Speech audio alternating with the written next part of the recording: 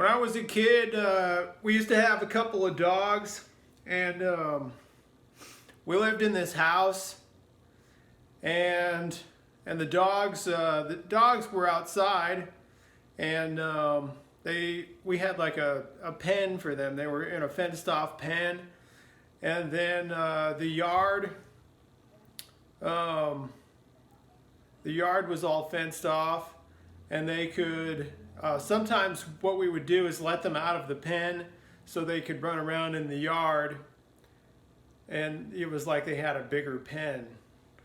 And then the yard, of course, was bigger than the house, and so sometimes I think my parents felt like I needed more room, and so they would put me out into the yard with the dogs. So it was 2 dogs plus me, that's 3. And what I like to do was, even though I was small, the dogs were big. I mean, I guess they were like medium-sized dogs, but to me, they were big. But I chased them and they would run away. So my parents would park their cars in the driveway, and then what the dogs would do is run in circles around the cars as I would chase them. And I had a little chant that I would recite as well to try to keep the dogs moving along, I felt like this helped to, I don't know if it scared them or what, but they would run. Maybe they would have run anyway, but I had the chant. It's like human beings need to have a chant. So I had a chant, and this is the chant. It was bup, bup, bup. It's a centipede dog. And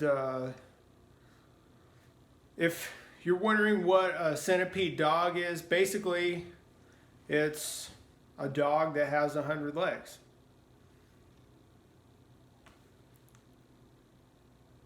All right. It's not just one dog. I said we had 2, but it's not even 2 dogs. What it is it's 25 dogs, 25, in a special suit that's been made so that all the dogs fit underneath the suit, and each dog has 4 legs. 25 dogs times 4 legs, that's 100 legs. So basically it looks like this really long 100-legged dog, because the suit is set up so that you only see the head of the dog that's in the front, and you only see the tail of the dog that's in the back, and all the rest of the heads and tails are hidden underneath this long suit. And so that's what we had.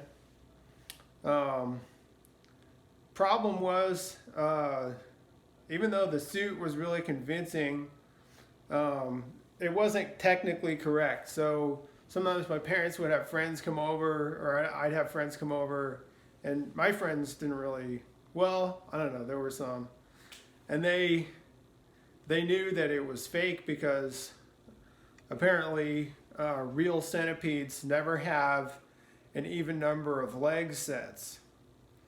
So if you divide 100 by 2, you get 50 sets of legs, 50 pairs of legs. You never have an even number of pairs. And so, it was a dead giveaway that this was not a real dog. And we had to come up with a solution. So what we ended up doing was mounting the front legs of one dog on the back of another, which wasn't really that hard because dogs hump each other all the time anyway. But we did that, and even though there was a little more of a bump in that part of the suit because that dog stuck up a little bit higher, a lot more people were fooled by it. So that's my story of the centipede dog, And I hope you enjoyed my performance tonight. Thank you. Whoa!